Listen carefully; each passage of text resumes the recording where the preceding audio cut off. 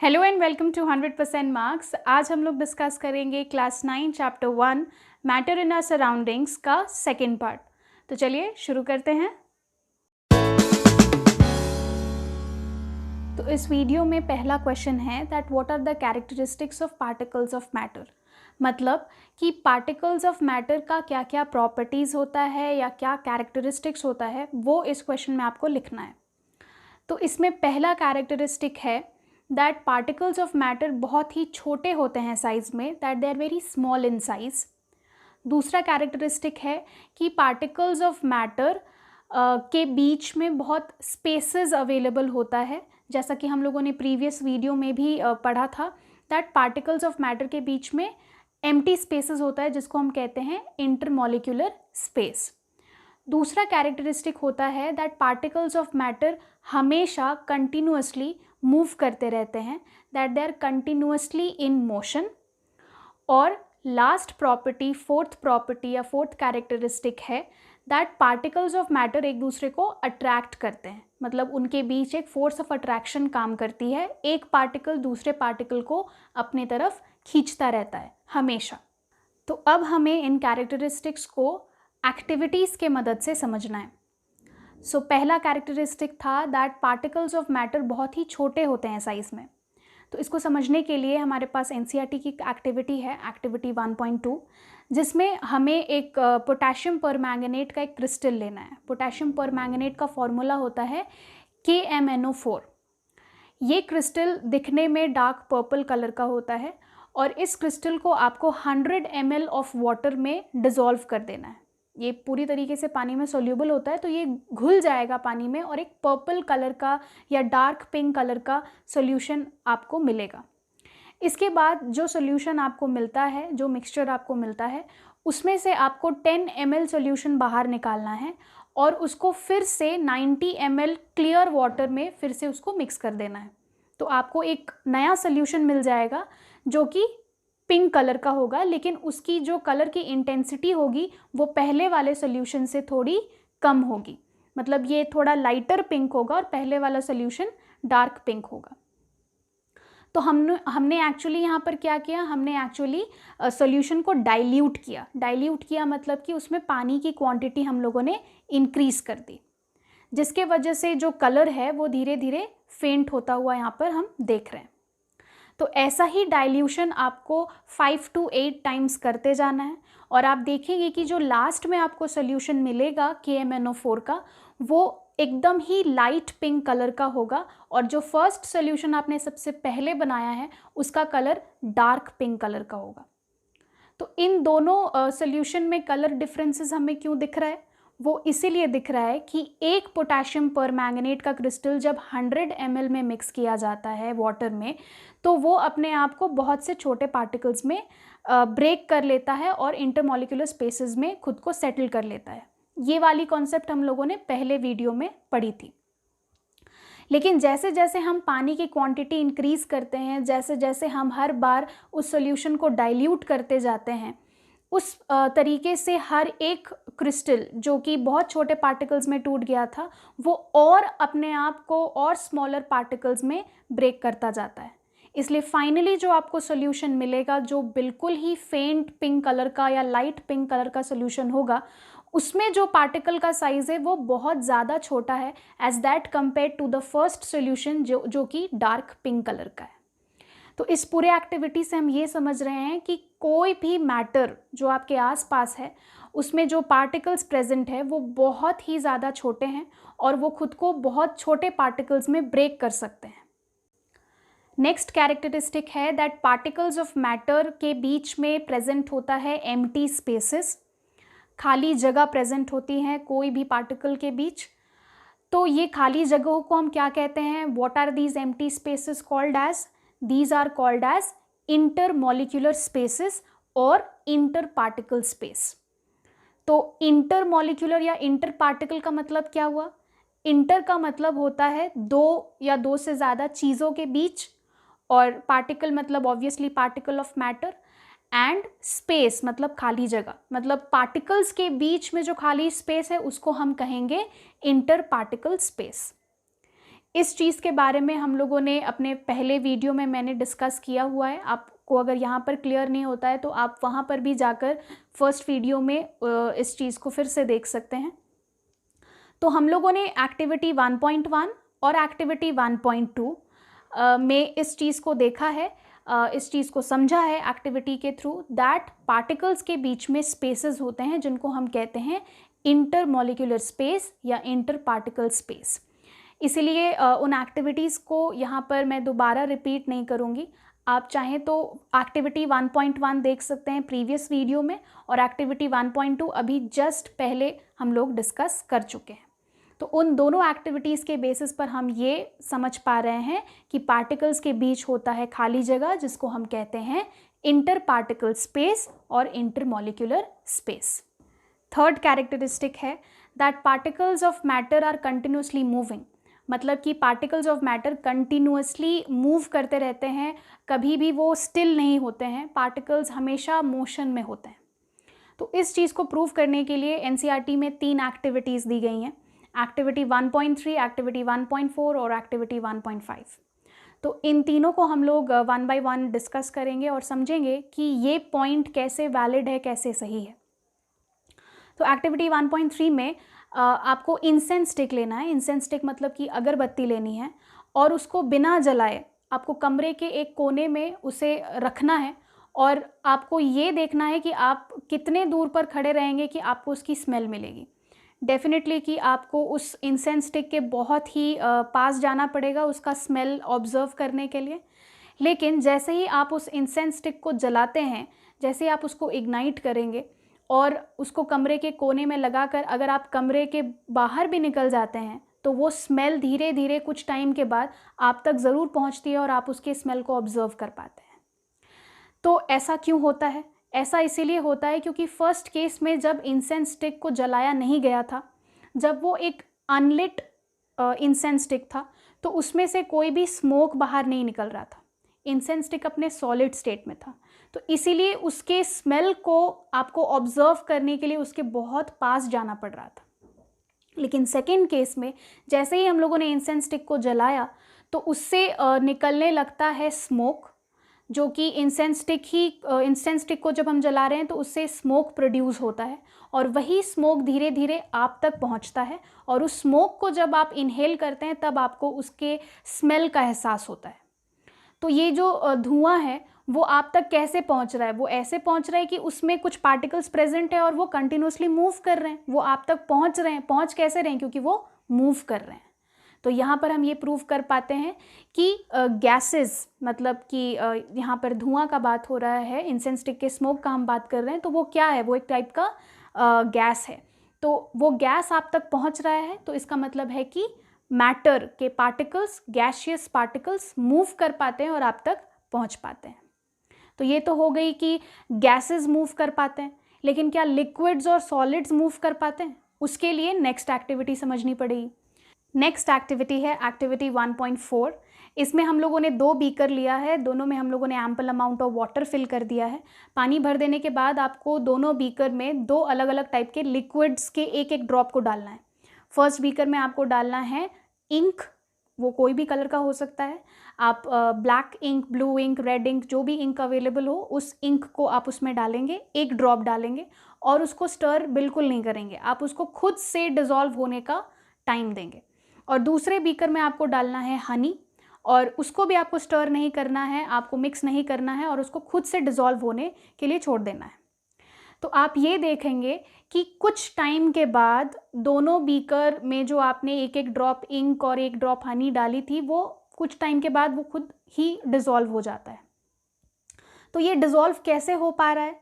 Ink एक type का liquid है और उसमें कलर्स प्रेजेंट होते हैं, तो उसका एक जो कलर है, सपोज़ आपने उसमें ब्लू इंक डाली तो वो ब्लू कलर धीरे धीरे उस पूरे वाटर में फैल जाता है। वो इसीलिए क्योंकि ये जो इंक के पार्टिकल्स हैं वो पूरे वाटर मॉलिक्यूल के स्पेसेस में मूव कर पाते हैं, वहाँ जाके सेटल हो पाते हैं। तो यहाँ पर हम पता कर पा रहे हैं कि लिक्विड भी मूव कर सकते हैं और अपना यहाँ पर कलर इम्पार्ट कर पा रहे हैं। तो उसी तरीके से हम हनी में भी देखेंगे कि हनी भी पूरी तरीके से पानी में डिज़ोल्व हो जाता है कुछ टाइम के बाद। क्योंकि यहाँ पर हम देखें कि हनी थोड़ा थिक लिक्विड है तो उसको थोड़ा ज़्यादा टाइम लगेगा as that compare to ink. Ink बहुत जल्दी डिज़ोल्व हो जाता है, लेकिन हनी को थोड़ा टाइम लगेगा, लेकिन अल्टीमेटली हनी भी डिज़ोल्व हो जाएगा पानी में। और इन दोनों ही चीज़ों से हम ये समझ रहे हैं कि लिक्विड्स भी मूव कर पाते हैं। तो ये तो हो गई गैसेस और लिक्विड्स की बात कि गैसेस भी मूव कर पाते हैं, गैसेस के पार्टिकल्स मूव कर पाते हैं और लिक्विड के पार्टिकल्स मूव कर पाते हैं। ये दोनों चीज़ों को तो हम लोगों ने प्रीवियस एक्टिविटीज़ में देख लिया। अब हमें जानना है एक्टिविटी 1.5, जिसमें हम ये सीखेंगे कि सॉलिड पार्टिकल्स भी मूव कर पाते हैं। सॉलिड के जो पार्टिकल्स होते हैं वो भी मूव कर सकते हैं, उनमें भी मोशन होता है। तो इसके लिए आपको एक क्रिस्टल लेना है कॉपर सल्फेट का। कॉपर सल्फेट का जो क्रिस्टल का कलर होता है वो होता है ब्लू, एंड इस क्रिस्टल को आपको 2 अलग अलग कंटेनर्स में डालना है। तो क्रिस्टल आप डालेंगे, जो फर्स्ट आपका कंटेनर होगा उसमें हम लोगों ने लिया है हॉट वाटर और दूसरे वाले कंटेनर में हम लोगों ने लिया है कोल्ड वाटर। तो दोनों में आप एक एक क्रिस्टल डालेंगे और उसको स्टर नहीं करेंगे, आप उसको खुद से मिक्स होने का टाइम देंगे। आप देखेंगे कि जो हॉट वाटर वाला आपका कंटेनर होगा, जो फर्स्ट हमारा कंटेनर है, उसमें आराम से और बहुत ही जल्दी कॉपर सल्फेट का ये क्रिस्टल डिज़ोल्व हो जाता है। कोल्ड वाटर में भी डिज़ोल्व हो जाएगा, but it is going to take much more time, उसमें आपका थोड़ा ज़्यादा टाइम लगेगा उसको डिज़ोल्व होने में। तो यहाँ पर हम ये समझ पा रहे हैं कि कॉपर सल्फेट क्यों डिज़ोल्व हो पाया पानी में खुद ब खुद। आपने तो उसको स्टर नहीं किया, वो खुद ब खुद डिज़ोल्व हो रहा है। क्यों हो रहा है? क्योंकि कॉपर सल्फेट के पार्टिकल्स अपने आप को बहुत से छोटे पार्टिकल्स में ब्रेक करते हैं और वो पानी के अंदर मूव करते हैं और पूरे सॉल्यूशन में फैल जाते हैं और अपना कलर इम्पार्ट करते हैं। और ये चीज़ डेफिनेटली यहाँ हॉट वाटर में जल्दी हो पा रही है और कोल्ड वाटर में थोड़ा उसको टाइम लग रहा है सेम प्रोसेस को करने में। लेकिन बात जो हम यहाँ पर समझ रहे हैं वो ये है कि सॉलिड पार्टिकल्स भी खुद को बहुत से छोटे पार्टिकल्स में ब्रेक कर सकते हैं और वो भी मूव कर सकते हैं।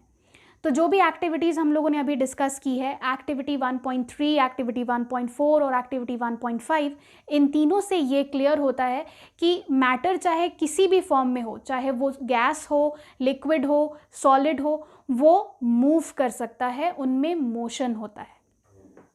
फोर्थ कैरेक्टरिस्टिक था कि पार्टिकल्स ऑफ मैटर के बीच में फोर्स ऑफ अट्रैक्शन होता है, कि वो एक दूसरे को अट्रैक्ट करते हैं। तो इसको समझने के लिए हमारे पास एनसीईआरटी की एक और एक्टिविटी है, तो ये है एक्टिविटी 1.7। एक्टिविटी 1.7 में आप लोगों को अलग अलग टाइप के सब्सटेंसेस लेने हैं, जैसे कि आपको लेना है iron nail, chalk piece and rubber band. तो इन तीनों सब्सटेंसेस को आपको ब्रेक करने का कोशिश करना है। तो ब्रेक करने के लिए आप हैमर कर सकते हैं, उसको काट सकते हैं या फिर उसको स्ट्रेच कर सकते हैं। तो आप किसी भी तरीके से इन सब्सटेंसेस को आपको ब्रेक करके स्मॉलर पार्टिकल्स में कन्वर्ट कर देना है। तो आपको क्या लगता है कि इन तीनों सब्सटेंसेस को अगर हम ब्रेक करना चाहें तो किसको हम ईजीली और बहुत आसानी से हम इसको ब्रेक कर पाएंगे? तो अगर हम कोशिश करें तो आयरन को जब हम ब्रेक करना चाहते हैं बाय हैमरिंग और बाय स्ट्रेचिंग और बाय कटिंग, तो हमें काफ़ी मुश्किल लगेगा और वो बहुत इजीली छोटे पार्टिकल्स में ब्रेक नहीं होगा। उस तरीके से अगर आप चॉक पीस को देखें तो चॉक पीस को बहुत इजीली आप ब्रेक कर सकते हैं। हैमर करेंगे तो वो बहुत ही आसानी से छोटे पार्टिकल्स में ब्रेक हो जाएगा। रबर बैंड को अगर हम ज़रूरत से ज़्यादा स्ट्रेच करें तो वो भी एक टाइम के बाद अपना इलास्टिक नेचर लूज़ कर जाएगा और वो भी एक टाइम के बाद ब्रेक हो जाएगा। लेकिन ब्रेक करने के लिए आपको कुछ फोर्स लगानी पड़ रही है, या तो आपको हैमर करना पड़ रहा है या स्ट्रेच करना पड़ रहा है या उसको कट करना पड़ रहा है। आपको कुछ अमाउंट ऑफ फोर्स लगाना पड़ रहा है किसी भी सब्सटेंस को ब्रेक करने के लिए। कहीं पर ज़्यादा फोर्स लगाना पड़ रहा है तो कहीं पर कम फोर्स लगाना पड़ रहा है, लेकिन फोर्स तो लगाना पड़ रहा है। तो ये जो फोर्स हम लगा रहे हैं किसी भी चीज़ को ब्रेक करने के लिए, वो हम क्यों लगा रहे हैं? ऐसा क्या है कि वो पार्टिकल्स एक दूसरे से इतना ज़्यादा जुड़े हुए हैं कि आप उसको ब्रेक करने के लिए आप नॉर्मली आसानी से ब्रेक नहीं कर पा रहे और आपको फोर्स लगाना पड़ रहा है? तो पार्टिकल्स आपस में जुड़े होते हैं और उनको जोड़े रखने के लिए ताकि वो बिखर ना जाए, तो ये जो जुड़े रखने का जो इनका नेचर होता है वो इसीलिए जुड़े होते हैं क्योंकि उनमें प्रेजेंट होता है फोर्स। पार्टिकल्स एक दूसरे से बंधे होते हैं with a force of attraction. और पार्टिकल्स के बीच जो फोर्स काम करती है जिसके वजह से वो एक दूसरे से जुड़े होते हैं हमेशा, इस फोर्स को हम कहते हैं inter particle force of attraction. Inter particle क्योंकि ये पार्टिकल के बीच का फोर्स है, अट्रैक्शन क्योंकि ये अट्रैक्टिव होता है नेचर में, ये फोर्स एक दूसरे को पकड़ कर रखने में मदद करता है, खींच कर रखने में मदद करता है, इसलिए इसको फोर्स ऑफ अट्रैक्शन कहा जाता है क्योंकि इसका नेचर अट्रैक्टिव होता है। तो ये फोर्स ऑफ अट्रैक्शन किसी में ज़्यादा होता है, किसी में कम होता है। हम आगे चैप्टर में पढ़ेंगे कि ये जो फोर्स ऑफ अट्रैक्शन है ये सॉलिड्स में सबसे ज़्यादा होता है और गैसेस में सबसे कम होता है और लिक्विड्स में मॉडरेट होता है।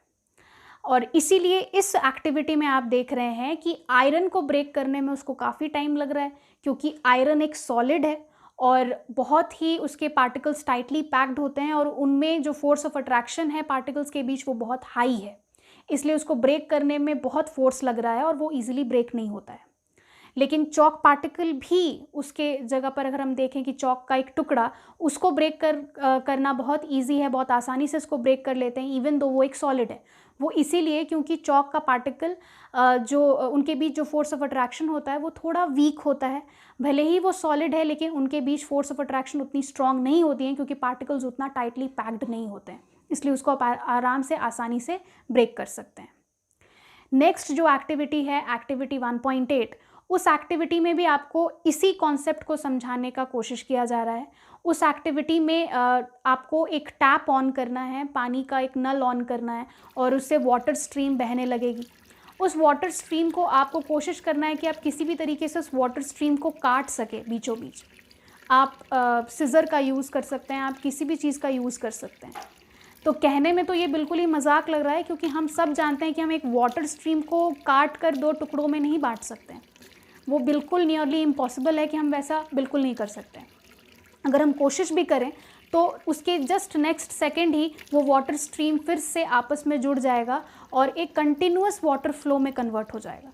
तो हम एक वाटर स्ट्रीम को काट कर 2 टुकड़ों में क्यों नहीं बांट सकते हैं? वो इसीलिए क्योंकि पानी के पार्टिकल्स के बीच में, वाटर के मॉलिक्यूल्स के बीच में फोर्स ऑफ अट्रैक्शन काम करती है जो उसको एक जैसे बांध कर रखने में मदद करती है। इसीलिए वो वाटर का जो फ्लो है वो आपको कंटिन्यूअस दिखता है। अगर ये फोर्स ऑफ अट्रैक्शन नहीं होता तो ये वाटर के जो मॉलिक्यूल्स है वो अलग अलग बिखरे हुए होते और एक साथ जुड़े हुए एक स्ट्रीम के तौर पर आपको कभी नहीं दिखते। तो इन दोनों एक्टिविटी से हम क्या समझ रहे हैं? हम ये समझ रहे हैं कि पार्टिकल्स के बीच प्रेजेंट होता है फोर्स ऑफ अट्रैक्शन और इस फोर्स ऑफ अट्रैक्शन के वजह से ही पार्टिकल्स आपस में जुड़े हुए होते हैं। कहीं पर ये फोर्स ऑफ अट्रैक्शन ज़्यादा होता है, जैसे कि सॉलिड्स में ये सबसे ज़्यादा होता है, और लिक्विड्स में या गैसेस में आप देखेंगे कि ये फोर्स ऑफ अट्रैक्शन थोड़ा कम होता है as that compare to solids. और इस फोर्स ऑफ अट्रैक्शन को हम किस नाम से बुलाते हैं? इस फोर्स ऑफ अट्रैक्शन को हम कहते हैं inter particle force of attraction या फिर inter molecular force of attraction. Characteristics of matter के बाद जो हमें नेक्स्ट इंपॉर्टेंट टॉपिक डिस्कस करना है वो है डिफ्यूजन। तो डिफ्यूजन हम लोगों ने एक्टिविटीज़ के मदद से समझ लिया है लेकिन बस उसको वर्ड्स में नहीं समझा है। तो जो एक्टिविटीज़ हम लोगों ने प्रीवियस फीचर्स में देखा या कैरेक्टरिस्टिक में समझा, एक्टिविटी 1.3, एक्टिविटी 1.4 और एक्टिविटी 1.5, इन तीनों एक्टिविटीज़ में हम लोगों ने एक्चुअली डिफ्यूजन को ही समझा है। तो आखिर ये डिफ्यूजन क्या है? डिफ्यूजन होता है वन टाइप ऑफ मैटर के पार्टिकल्स का दूसरे टाइप ऑफ मैटर के पार्टिकल्स के साथ पूरी तरीके से इंटरमिक्स हो जाना खुद ब खुद। इस फिनोमिनन को हम कहते हैं डिफ्यूजन। तो ये चीज़ तो हम लोगों ने प्रीवियस एक्टिविटीज़ में देखी है। तो जैसे 1.3 एक्टिविटी में हम लोगों ने देखा कि इंसेंस स्टिक से जो धुआं निकल रहा है वो एयर मॉलिक्यूल्स के साथ पूरे तरीके से मिक्स हो जा रहा है। तो वहाँ पर इंसेंस स्टिक के जो पार्टिकल्स हैं जो कि गैशियस फॉर्म में चेंज हो चुके हैं, वो पार्टिकल्स एयर के पार्टिकल्स के साथ पूरे तरीके से इंटरमिक्स हो रहे हैं। तो वहाँ पर हो रहा है 2 टाइप के गैसेस का डिफ्यूजन, क्योंकि एयर भी तो मिक्सचर ऑफ गैसेस ही है। तो इंसेंस स्टिक के गैसेस और एयर के गैसेस का आपस में हो जाता है इंटरमिक्सिंग और इसी को हम कह रहे हैं डिफ्यूजन। उसी तरीके से एक्टिविटी 4 में हम लोगों ने देखा कि इंक के पार्टिकल का डिफ्यूजन हो जा रहा है इनटू वाटर, हनी का डिफ्यूजन हो जा रहा है वाटर में, इसीलिए तो वो आपस में पूरी तरीके से मिक्स होकर घुल जाते हैं और इंक अपना कलर इम्पार्ट कर देता है वाटर को। तो वो क्यों हो रहा है? Due to diffusion. वहाँ पर हम डिफ्यूजन देखते हैं। उसी तरीके से एक्टिविटी 1.5 में हम लोग देखते हैं कि कॉपर सल्फेट का क्रिस्टल पानी में घुल जाता है, मिक्स हो जाता है, अपने कलर को इम्पार्ट कर देता है, उस पूरे सोल्यूशन को ब्लू कलर का बना देता है। वो क्यों होता है? That is also due to diffusion. तो इन तीनों एक्टिविटीज़ में हम लोग एक्चुअली किसका एग्जाम्पल देख रहे थे प्रैक्टिकली? डिफ्यूजन का। तो डिफ्यूजन मतलब क्या हुआ? एक टाइप के मैटर का दूसरे टाइप के मैटर में इंटरमिक्स हो जाना, इसको ही हम डिफ्यूजन कहते हैं। और ये इंटरमिक्सिंग खुद ब खुद होनी चाहिए। आप उसको खुद ब खुद होने देंगे, आप उसमें कोई फोर्स अप्लाई नहीं कर रहे हैं, आप उसमें कोई भी ह्यूमन इंटरफेरेंस नहीं करवा रहे हैं, वो खुद ब खुद हो रहा है, इसको हम डिफ्यूजन कहेंगे। तो डिफ्यूजन गैस का गैस में हो सकता है, जैसे कि हम लोगों ने इंसेंस स्टिक का देखा था कि इंसेंस स्टिक से जो धुआं निकल रहा है वो एयर में मिक्स हो रहा है, तो वो गैस इनटू गैस का डिफ्यूजन का एग्जाम्पल है, गैस इनटू गैस में डिफ्यूजन।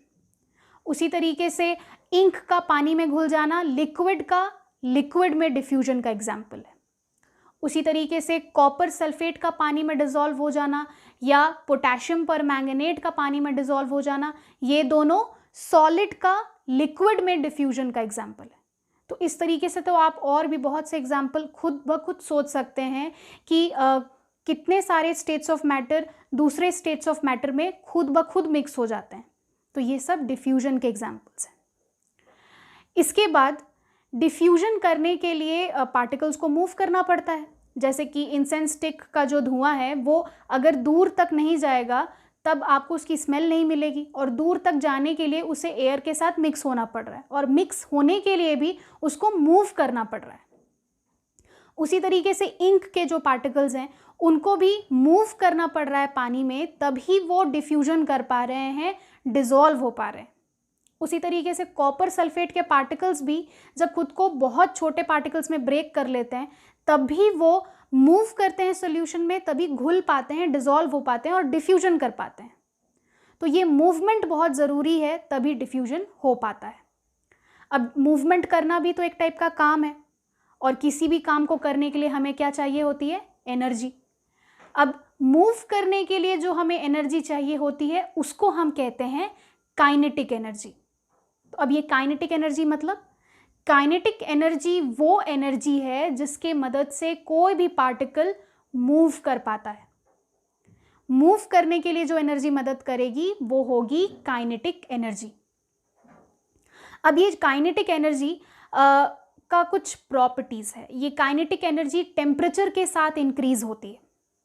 मतलब अगर आप किसी सब्सटेंस का टेम्परेचर बढ़ा देंगे by providing it heat energy, अगर हम किसी सब्सटेंस को हीट करते हैं तो उसका टेम्परेचर ऑटोमेटिकली बढ़ेगा, और अगर उसका टेम्परेचर बढ़ेगा तो उस सब्सटेंस के अंदर प्रेजेंट जो पार्टिकल्स हैं उनका काइनेटिक एनर्जी बढ़ेगा और वो तेज़ी से मूव करने लगेंगे, स्पीड में मूव करने लगेंगे, उनका मोशन इंक्रीज हो जाएगा। और अगर उनका मोशन इंक्रीज होता है तो वो डिफ्यूजन भी बहुत तेज़ी से करेंगे। तो इसका बेस्ट प्रैक्टिकल एग्जाम्पल हम लोगों ने अभी कुछ देर पहले एक्टिविटी 1.5 में डिस्कस किया था, जहाँ पर हम लोगों ने दो अलग अलग बीकर लिए थे, एक में हॉट वाटर लिया था और दूसरे में कोल्ड वाटर लिया था, और दोनों में हम लोगों ने कॉपर सल्फेट डिसॉल्व किया था। अब इन दोनों में हमने क्या देखा था? जो हॉट वाटर वाला बीकर था वो आसानी से कॉपर सल्फेट को डिसॉल्व करवा पा रहा था, और कोल्ड वाटर में सेम प्रोसेस होने में टाइम लग रहा था। तो ये जो डिफरेंस है, ये जो टाइम गैप है, ये क्यों हो रहा है? एक प्रोसेस बहुत जल्दी हो जा रहा है और दूसरा प्रोसेस होने में काफ़ी टाइम लग रहा है। ये क्यों हो रहा है? ये इसीलिए हो रहा है क्योंकि वहाँ पर टेम्परेचर डिफरेंस है। हॉट वाटर का टेम्परेचर ज़्यादा है, कोल्ड वाटर का टेम्परेचर कम है। और जहाँ टेम्परेचर ज़्यादा है वो इसीलिए ज़्यादा है क्योंकि आपने पानी को गर्म किया, आपने उसको हीट एनर्जी प्रोवाइड की, जिसके वजह से उसका टेम्परेचर बढ़ गया। और टेम्परेचर बढ़ जाने से वाटर में प्रेजेंट पार्टिकल्स का डिफ्यूजन का रेट इंक्रीज हो जाता है, डिफ्यूजन का करने का तरीका बढ़ जाता है। और जैसे डिफ्यूजन बढ़ जाएगा तो सॉल्यूबल होने की जो एबिलिटी है पार्टिकल्स की वो भी इंक्रीज़ हो जाएगी। जो भी चीज़ आपने उस पानी में डाली है, उस गर्म पानी में डाली है, वो जल्दी जल्दी घुलने लगेगी। वही चीज़ कोल्ड वाटर में अगर हम देखें तो वहाँ पर टेम्परेचर बहुत कम है, वो कोल्ड वाटर है और आपने वहाँ पर कोई हीट एनर्जी नहीं दी है, इसीलिए काइनेटिक एनर्जी वहाँ नहीं बढ़ रही है और वहाँ पर डिफ्यूजन जल्दी नहीं हो रहा है। तो इस चीज़ से हम क्या समझ रहे हैं? हम इस चीज़ से यही समझ रहे हैं कि जब आप किसी सब्सटेंस को हीट करते हैं, वो हीट एनर्जी उस सब्सटेंस के टेम्परेचर को बढ़ाती है और टेम्परेचर बढ़ने से डिफ्यूजन बढ़ता है। तो ये कैसे बढ़ता है? ये डिफ्यूजन बढ़ने का तरीका है कि डिफ्यूजन बढ़ाने के लिए आपको काइनेटिक एनर्जी बढ़ानी होगी। तो किसी भी सब्सटेंस को जब आप हीट देते हैं, वो हीट एनर्जी बदल जाती है इनटू काइनेटिक एनर्जी में। हीट एनर्जी का चेंज हो जाता है और वो अपने आप को बदल लेती है इनटू काइनेटिक एनर्जी, क्योंकि हम सब जानते हैं एनर्जी अपना फॉर्म बदल सकती है। कैसे? आपने अपने चारों ओर देखा होगा कि जैसे हम इलेक्ट्रिक एनर्जी प्रोवाइड करते हैं, लाइट जलता है बल्ब में और हमें लाइट एनर्जी मिलती है, तो इलेक्ट्रिक एनर्जी किस में बदल गया? लाइट एनर्जी में बदल गया।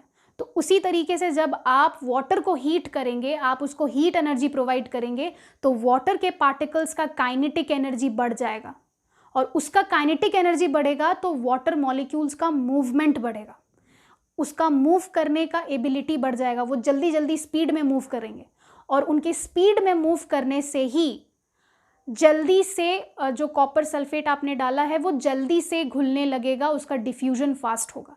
तो डिफ्यूजन का डायरेक्ट एक कनेक्शन है टेम्परेचर से, मतलब टेम्परेचर बढ़ाएंगे तो डिफ्यूजन बढ़ेगा।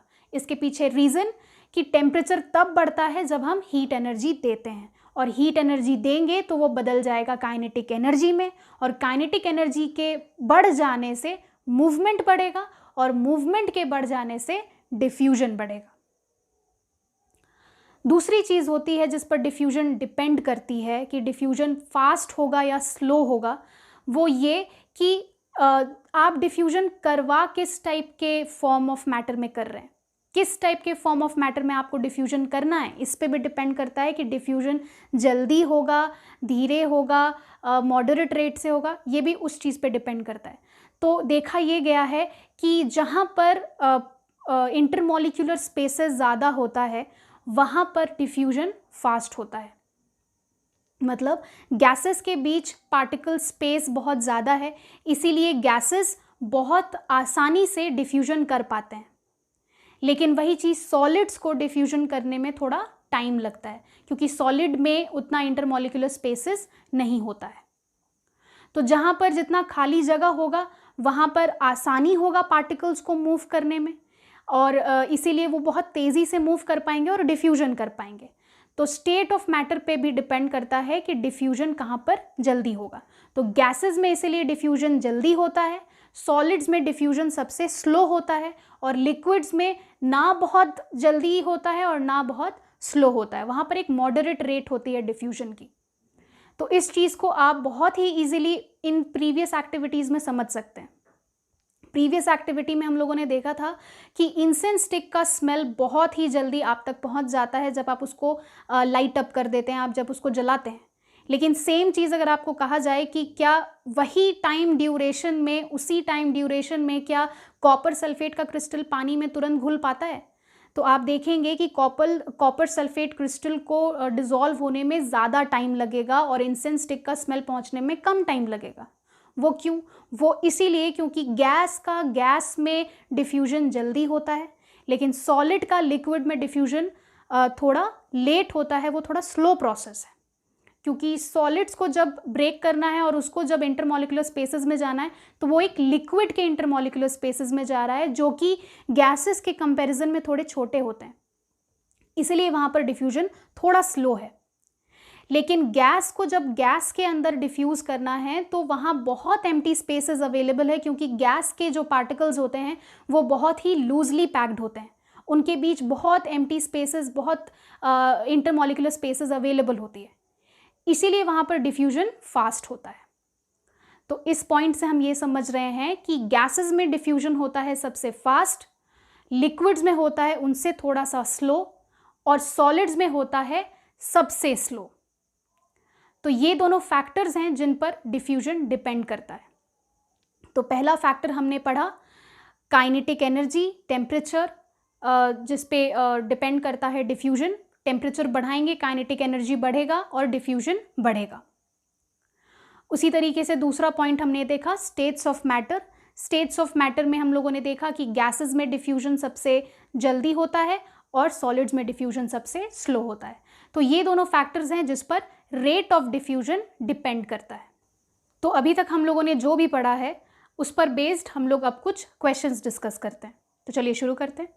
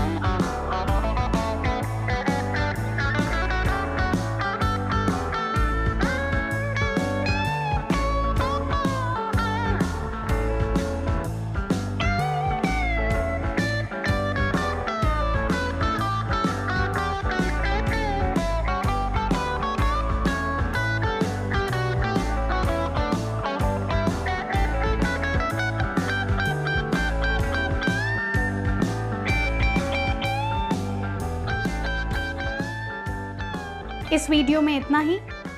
नेक्स्ट वीडियो में हम लोग डिस्कस करेंगे स्टेट्स ऑफ मैटर और उनके प्रॉपर्टीज़ को। मिलते हैं अगले वीडियो में। Till then keep learning, happy learning.